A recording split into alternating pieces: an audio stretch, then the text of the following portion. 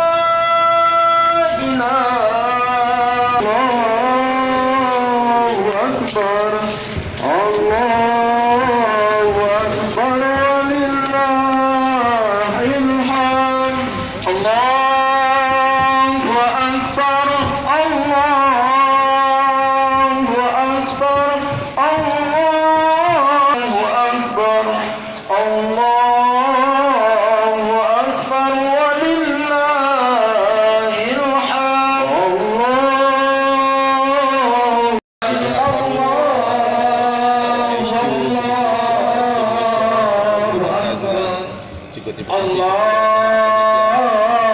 Akbar.